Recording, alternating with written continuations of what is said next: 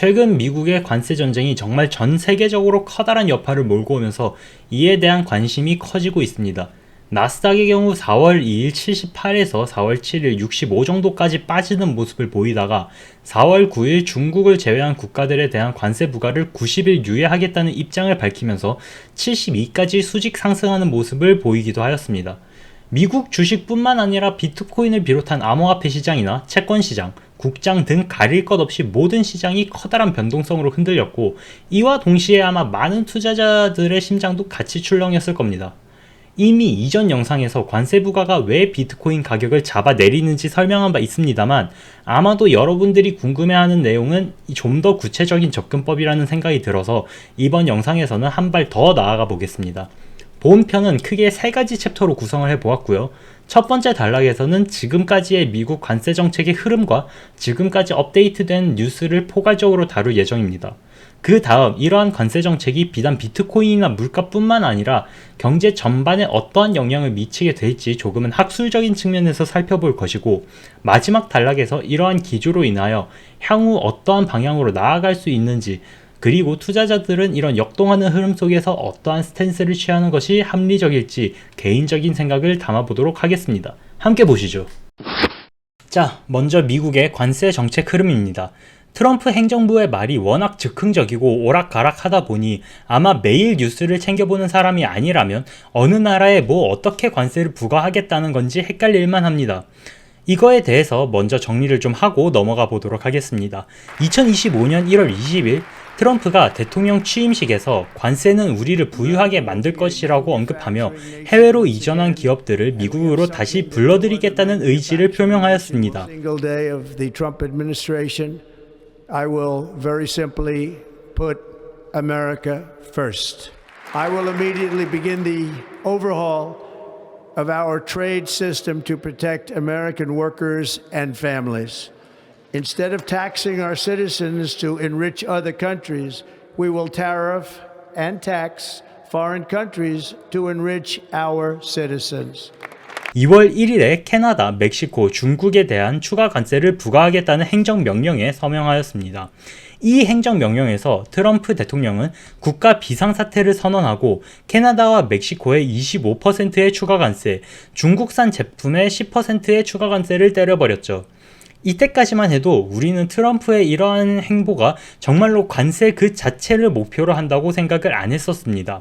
중국이야 당연히 미국의 성장에 있어서 가장 위협이 되는 존재이기 때문에 견제하는 셈이었고, 캐나다와 멕시코의 경우 불법 이민자 문제와 펜타닐 문제를 해결하기 위한 수단으로 관세를 내세운 것으로 생각을 했었죠. 물론 관세랑 마약이랑 무슨 상관인데요? 라고 생각할 수도 있겠습니다. 미국 입장에서는 오랜 기간 상당히 골머리 앓아온 것이 바로 마약과 이민자 문제였습니다. 불법 이민자들이 국경을 넘는 기차에 올라타거나 땅굴을 파는 등 별의별 방법으로 미국으로 흘러 들어오면서 온갖 범죄, 특히 마약 유통이 미국 내에서 기하급수적으로 늘어났습니다. 그러다 보니 단속을 해야겠는데 미국 혼자서만 단속을 한다고 해결될 규모가 아니다 보니 관세를 무기로 들이밀면서 협상 테이블을 열자고 압박을 했다고 생각을 했었죠. 그래서 이때까지만 해도 세계 증시는 상황을 관망하는 수준이었습니다. 보면 알겠지만 나스닥 증시도 크게 요동치지는 않습니다. 역시나 바로 이틀 뒤인 2월 3일에 화들짝 놀란 멕시코와 캐나다가 마약 밀매 방지 조치를 강화하기로 합의하면서 이 관세 정책은 한 달 유예하기로 결정했죠. 그러나 한 달 뒤인 3월 3일 월요일에 트럼프 대통령이 캐나다와 멕시코에 25% 관세를 확정 짓습니다. 이로 인해서 다우존스 지수는 650포인트가 하락하고 나스닥 지수는 3월 3일부터 4일까지 83에서 78.79까지 빠집니다. 거기에 4월 2일 본격적인 문제가 터집니다. 트럼프가 이날을 미국 해방의 날이라고 지칭하면서 각 나라의 관세가 적힌 표를 가지고 나옵니다. 그러나 정작 표에 적힌 수치는 실제 관세와는 커다란 차이가 있었습니다. FTA 협정으로 거의 대부분의 물품에 대해 제로 관세를 시행하고 있는 한국의 경우 미국에 50%의 관세를 부과하고 있다고 적혀져 있었죠. 트럼프 행정부는 미국의 무역 적자 규모를 미국의 수입 규모로 나눈 수치를 관세라고 새롭게 정의하여 각 나라의 관세를 재계산하였다고 설명하였습니다.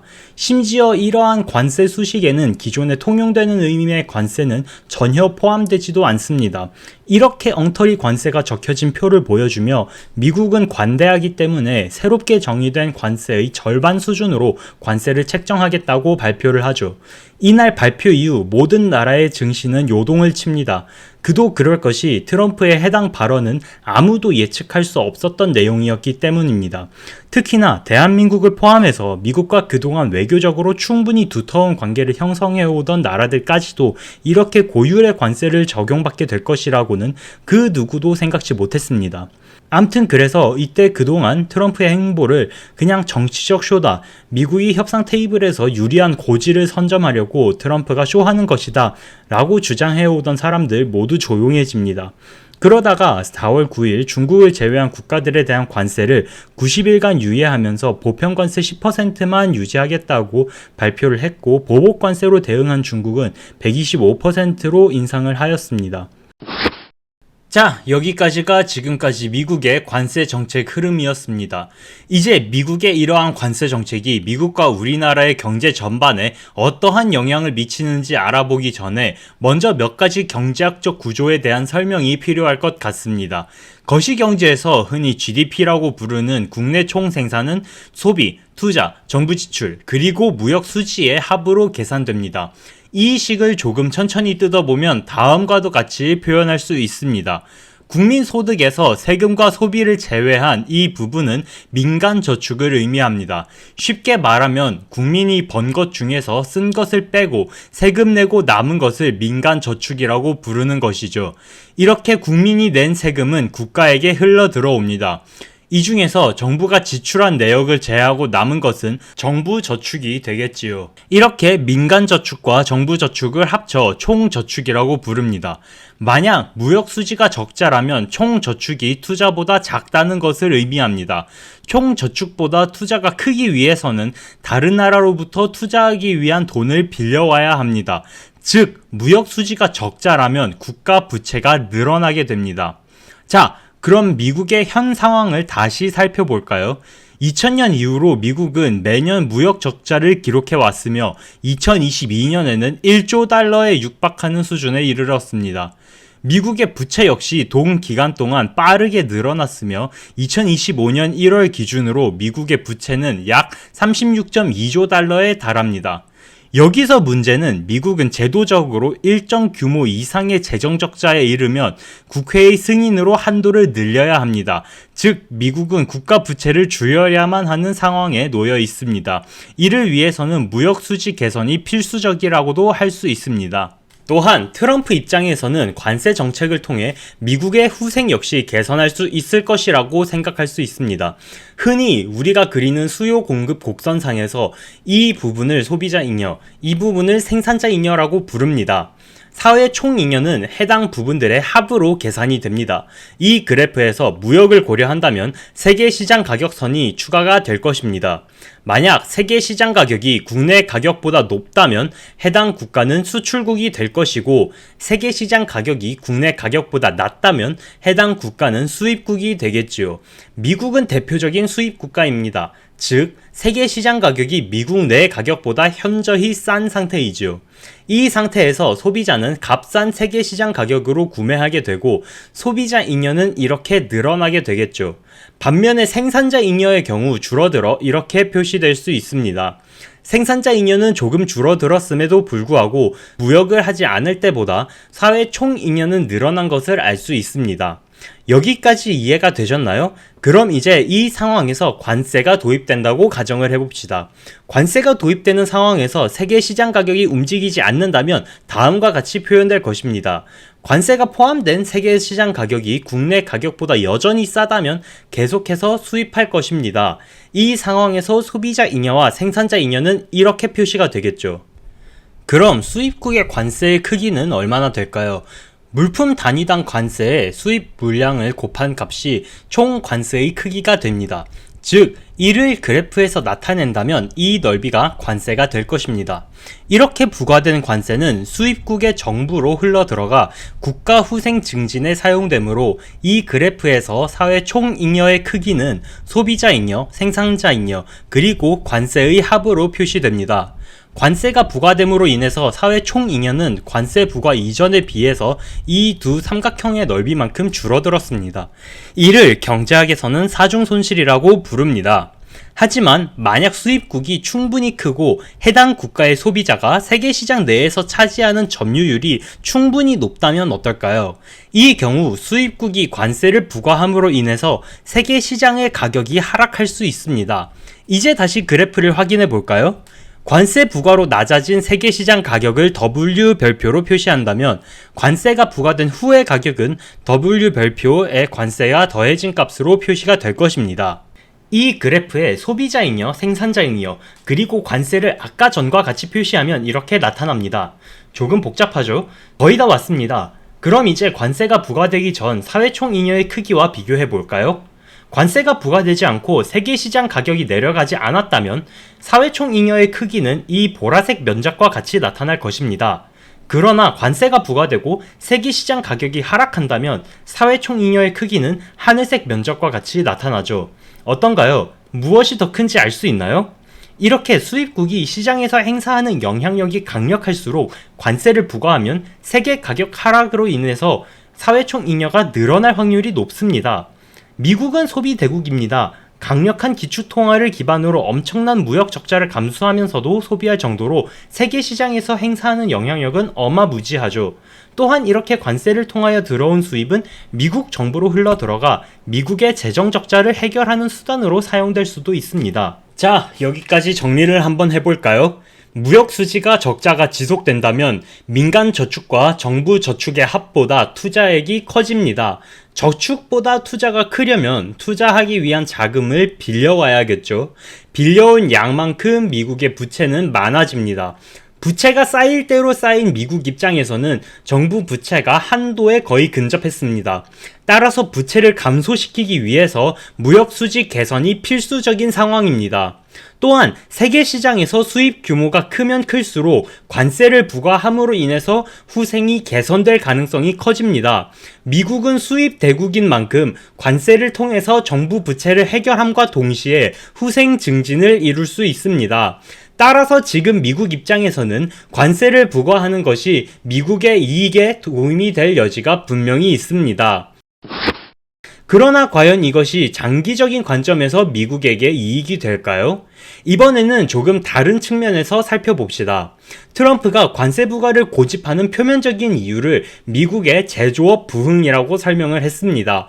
과연 관세 부과 정책이 트럼프의 생각대로 미국의 제조업을 부흥시킬 수 있을까요? 단순하게만 생각한다면 미국이 관세를 부과한다면 수입제 가격이 비싸집니다. 수입제 가격이 비싸지면 미국이 국내 생산을 고려할 수도 있겠지요. 만약 미국이 수입해오던 물품들을 국내 생산으로 전환하게 된다면 국내 생산을 위한 설비를 짓고 인력을 확충하며 경기가 활성화될 수 있을 것입니다. 그러나 여기서 문제는 과연 미국이 정말로 국내 생산을 할 것인가입니다. 2025년 현재 미국 연방의 최저임금은 시간당 7.25달러, 한국 돈으로 1,300원입니다.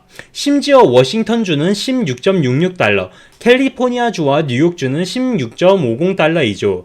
베트남 최저시급은 얼마일까요? 지역별로 다르지만 가장 높은 1지역의 경우 시간당 23,800동, 한국 돈으로 1,303원입니다. 베트남에 관세를 50% 부과한다고 가정을 하더라도 인건비가 거의 8배 가까이 차이가 납니다. 과연 베트남 물품에 대해서 관세를 부과한다고 미국이 베트남으로부터 수입을 중단하고 국내 제작으로 전환을 할까요? 아마 아닐 겁니다. 그럼 결과적으로 그냥 관세를 부과함으로 인해서 단순히 가격만 비싸진 겁니다. 심지어 미국에서 제작해오던 물품들 역시도 수입 원자재의 가격 상승으로 인해서 원가 상승이 불가피해졌습니다. 물가가 높아진다면 사람들은 소비를 줄입니다. 물가가 높아졌으니 금리는 오히려 인상될 것입니다. 금리가 인상되니 기업들은 새로운 투자를 하지 않을 것이고 인력 확충 계획도 취소하겠죠. 오히려 인력 감축을 고려할지도 모릅니다. 인플레이션이 오면서 오히려 경기가 침체되기 시작할 것이고 심지어는 스태그플레이션을 직면할 가능성도 높아졌습니다. 참고로 트럼프가 그렇게 강조해오던 실업률의 경우 2025년 3월 기준으로 4.2%이고 이는 자연 실업률인 4%와 거의 차이가 없었습니다. 하지만 오히려 그의 정책으로 인해서 미국의 실업률은 늘어날 수도 있겠군요. 그렇다면 다른 나라는 어떨까요? 한국은 대표적인 수출 의존국입니다. 그러나 미국이 수입품에 대해 관세를 부과함으로 인해서 한국 수출품이 미국 내에서 가격이 상승했습니다. 당연히 비싸진 만큼 거래가 줄어들겠죠? 수출이 줄어들며 한국의 무역 수지가 줄어들게 됩니다.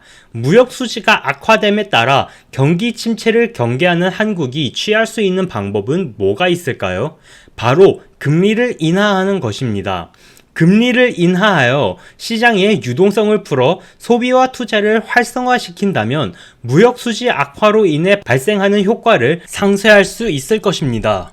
실제로 한국은 기준금리를 2024년 11월 28일 3%에서 2025년 2월 25일 2.75%로 0.25%포인트 인하하였습니다.